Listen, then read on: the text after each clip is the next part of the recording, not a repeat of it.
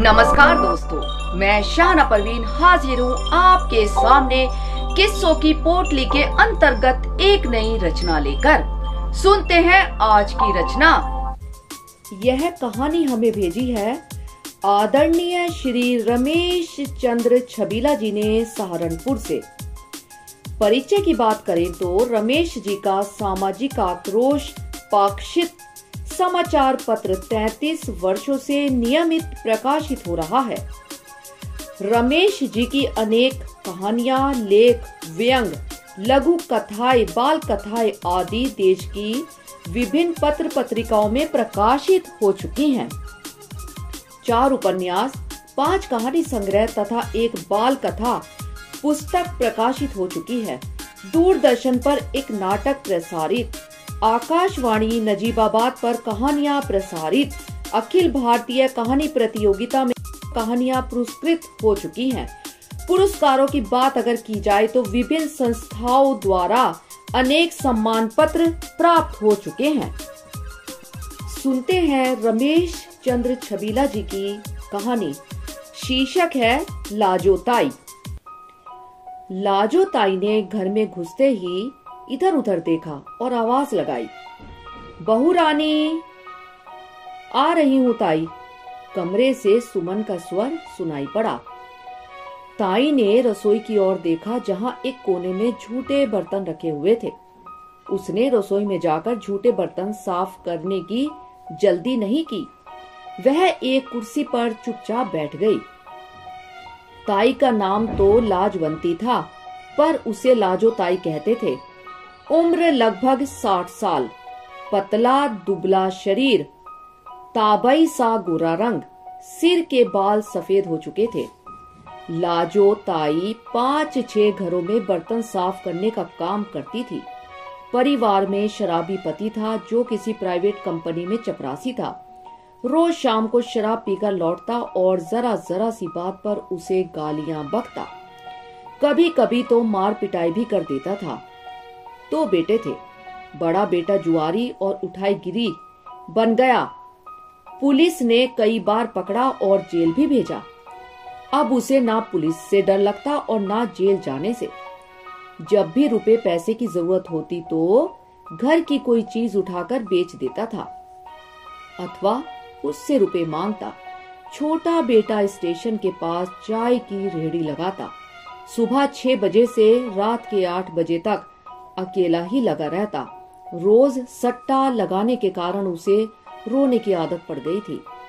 जब घर में गुजारा करना मुश्किल हो गया तो लाजो ताई ने घरों के बर्तन सफाई का काम करना शुरू कर दिया था। शराबी पति उसे बहका फुसलाकर और दोनों बेटे अपने अपने रोने रोकर रुपए झपट लेते, पर फिर भी गालियां, मारपीट और कलेश खत्म ही नहीं होता था। ताई आज बर्तन नहीं करने हैं क्या? बहुत आराम से बैठी है। सुमन ने लाजो ताई के पास आते ही कहा। अब मैं जा रही हूँ बहू, लाजो ताई बोली। कहाँ जा रही हो ताई? चौंक कर सुमन ने पूछा। मैं अपने गांव नंदनपुर जा रही हूँ। कल मेरा भाई चंदू घर मिलने आया था। कह रहा था कि यहाँ शहर में कहाँ धक्के खाती फिर रही है, गांव में चल, वहीं घर पर हम सबके साथ रहना। मेरा इकलौता भाई है चंदू, बहुत प्रेम करता है मुझसे। वह कहता है कि मुझसे तेरा यह दुख देखा नहीं जाता। मैं भी रोज रोज की गालियों और कलेश से तंग आ गई हूँ, लाजो ताई ने कहा। सुनकर सुमन को थोड़ी चिंता हुई। उसने पूछा, फिर तूने क्या सोचा है ताई? इसमें सोचना क्या, कल चंदू भाई आएगा, उसके साथ चली जाऊंगी। मुझे तो गांव गए हुए भी 10 बरस हो गए हैं। बहू तू ही बता, यह उम्र इतना काम करने की थोड़ी ही है। सारा दिन बर्तन साफ करते करते हाथ दुखने लगते हैं। मर्द और बेटे किसी लायक होते तो मैं यह सब क्यों करती। खैर, अब तू किसी दूसरी का इंतजाम कर लेना। ठीक है ताई, वह भी करना ही पड़ेगा, सुमन ने थके स्वर में कहा। वह जानती थी कि लाजो ताई के जाने के बाद कितनी परेशानियां बढ़ जाएंगी। काम वाली मिलती ही कहाँ है, मिलती भी है तो इतने नखरे की भगवान बचाए। लेकिन ताई तो इतनी सीधी साधी ईमानदार है कि जैसा बचा खुचा या बासी खाना दे दिया चुपचाप खा लेती है, कभी कोई शिकायत भी नहीं की। ताई, तेरा भाई चंदू गांव में क्या काम करता है? सुमन ने पूछा। गांव में ही परचून की दुकान चला रहा है। एक भतीजा है, वह भी साथ में दुकान पर ही रहता है। भतीजे की पत्नी व 2 बच्चे हैं। सोच रही हूँ कि इतने सालों के बाद गांव जा रही हूँ तो भतीजे, बहू और पोतों के लिए कुछ कपड़े, सामान आदि ले जाऊं। बहू, अगर बुरा ना लगे तो मेरा आज तक का हिसाब करके पैसे दे देना। हाँ हाँ, क्यों नहीं ताई, इसमें बुरा मानने वाली क्या बात है? सुमन ने कहा और कमरे में जाकर अलमारी में से कुछ रुपए निकाल कर देते हुए कहा, ले ताई, गिन लेना, आज तक का हिसाब हो गया। लाजो ताई ने रुपए गिनकर छोटे से पर्स में रख लिए और रसोई की ओर चल दी। बर्तन साफ कर लाजो ताई ने कहा, अच्छा बहू रानी, चलती हूँ। ताई, गांव जाकर हमें भूल तो नहीं जाएगी? सुमन ने ताई के चेहरे की ओर देखते हुए कहा। वह ताई के चेहरे पर खुशी की रेखाएं और आंखों में खास चमक देख रही थी। कैसी बात करती हो बहू, तुम सभी के सहारे तो मेरा इतना समय कट गया है। मेरे मर्द और कपूतों ने तो मुझे कब का मार दिया होता।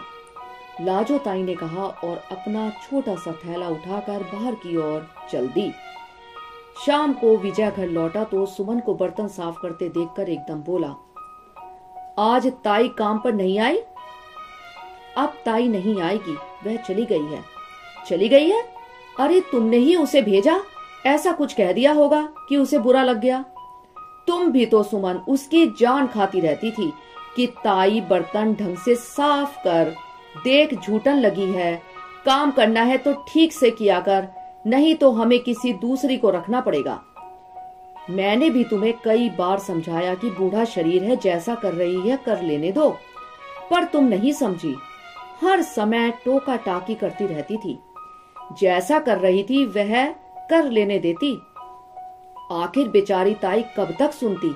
एक न एक दिन तो उसे यह घर छोड़कर जाना ही था। विजय ने सुमन की ओर देखते हुए कहा, मैंने भगाया है क्या उसको? वह तो अपने आप ही दफा हो गई।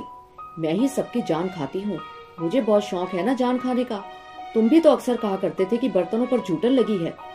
पूरी बात सुनी नहीं, कहने लगे अपनी अपनी। सुमन ने बुरा सा मुंह बनाकर कहा, फिर क्या बात हुई? वह कल अपने भाई के साथ अपने गांव नंदनपुर जा रही है। उसके भाई ने कह दिया है कि यह काम छोड़ मेरे साथ गांव चल। ताई का आदमी और बेटे भी उसे बहुत दुखी करते हैं। सुमन ने कहते हुए आज की घटना बता दी।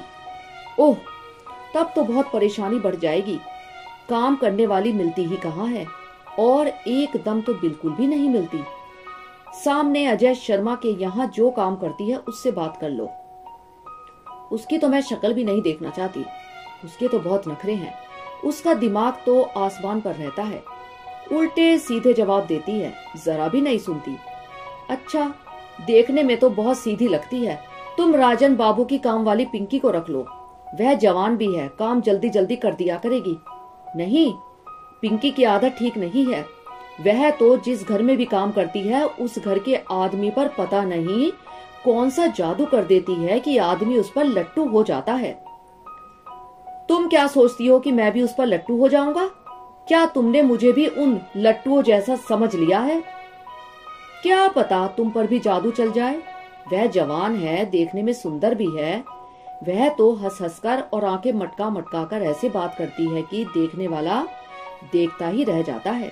पता नहीं 60 साल के बूढ़े किशन को बुढ़ापे में क्या शौक चढ़ाया था कि बिहार जाकर 25 साल की पिंकी से शादी करके यहाँ ले आया। अब पछता रहा है, बीमार पड़ा रहता है। पिंकी को घरों में काम करना पड़ता है।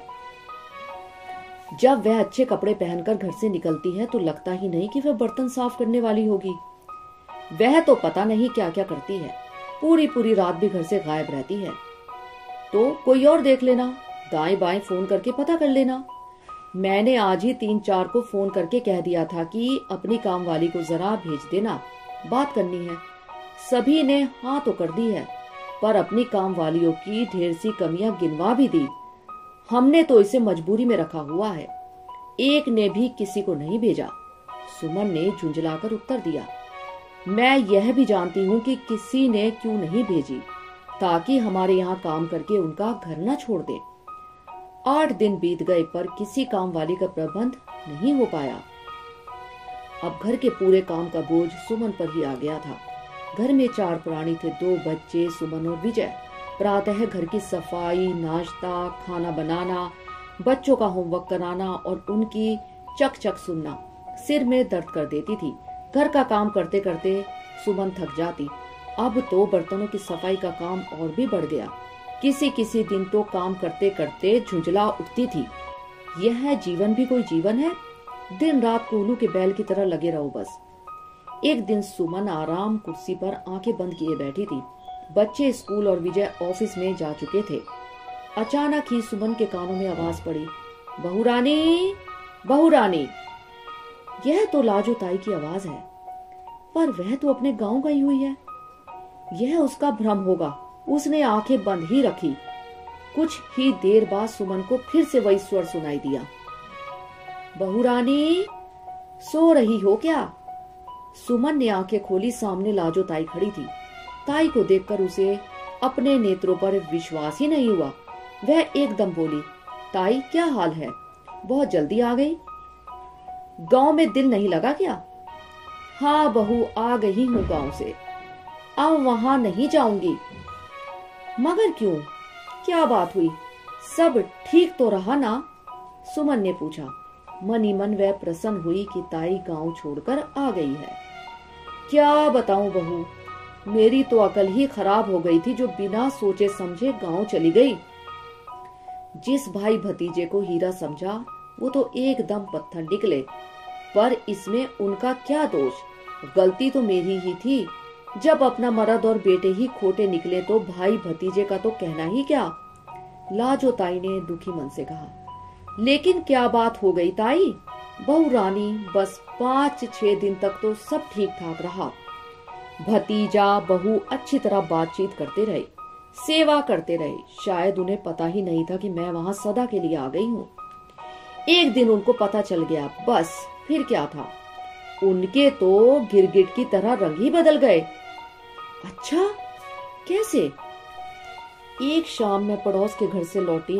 मैंने सुना भतीजा अपनी घरवाली से कह रहा था, हमारा बाप तो ऐसे ही काम करता है। अब बुआ को लाकर बैठा दिया हमारी छाती पर। अपने बच्चों का तो गुजारा होता नहीं, इस बुढ़िया की कौन करेगा? इस पर बहू कहने लगी, यहाँ आकर तो बुढ़िया के मजे आ गए। शहर में तो घरों में बर्तन साफ करते हुए धक्के खाती फिरती थी। भतीजा बोल उठा, तू भी सारे बर्तन बुढ़िया के सामने रख दिया कर। अब तुझे भी झूठे बर्तन साफ करने की कोई जरूरत नहीं है। अरे 2 रोटी की ही तो बात है, भिखारी को भी तो दे देते हैं या कुत्ते के आगे भी डाल देते हैं। और फिर बुढ़िया झाड़ू पोछा लगाएगी, बर्तन भी तो साफ करेगी। जब हमारा बाप इसको ले आया है तो एकदम धक्का कैसे दे दें?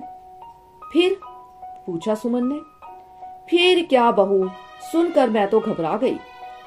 तभी मैंने कमरे में घुसकर कहा, सुन रे, मैं अपने आप चली जाऊंगी।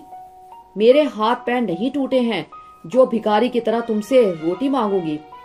मैं कोई कुतिया भी नहीं हूँ। यह लाजो किसी की मोहताज नहीं है। मेरा अपना घर परिवार है। चाहे मेरा मर्द और बच्चे खोटे सिक्के हैं, पर हैं तो मेरे अपने। इसके बाद मुझे बहुत रोकने की कोशिश की गई, पर मैं रुकी नहीं, वापस चली आई। लाजो ताई ने उदास स्वर में कहा, इतना सुनकर कौन रुक सकता है ताई? सुमन ने कहा। अब वह मन ही मन प्रसन्न हो रही थी। उसे लग रहा था ताई नहीं कोई फरिश्ता अचानक आ गया है उसके घरेलू काम में मदद करने के लिए। बहू, थोड़ा पानी पिला दे। हाँ हाँ, क्यों नहीं ताई, सुमन ने कहा और रसोई में जाकर एक गिलास पानी लाकर ताई को दे दिया। ताई ने पानी पीकर पूछा, किसी काम वाली का इंतजाम हो गया है क्या? हाँ ताई, कल ही एक काम वाली आई थी, उसने 12 बजे आने को कहा है। सुमन ने सफेद झूठ बोल दिया। नहीं नहीं बहू रानी, मेरे होते हुए इस घर में कोई दूसरी बर्तन साफ क्यों करेगी? उसे मना कर देना, कह देना कि हमारी लाजो ताई आ गई है। 10 दिन में ही ताई को भुला दिया। 3 साल से बर्तन साफ कर रही हूँ, ताई का ख्याल नहीं रखेगी क्या? चल ठीक है ताई, उसे मैं मना कर दूंगी, तू रसोई में बर्तन साफ कर ले। सुमन ने ताई पर एहसान जताते हुए कहा। लाजो ताई प्रसन्न हृदय से रसोई की ओर चल दी। धन्यवाद। आशा करते हैं आपको किस्सों की पोटली से यह रचना पसंद आई होगी। दोस्तों, यदि आपका हमारे कार्यक्रम से संबंधित कोई भी सवाल या फिर सुझाव है, या आप हमारे इस कार्यक्रम में और भी कुछ देखना और सुनना चाहते हैं, तो कृपया हमें कमेंट करके जरूर बताएं। आपके सुझावों का हमें इंतजार रहेगा। धन्यवाद।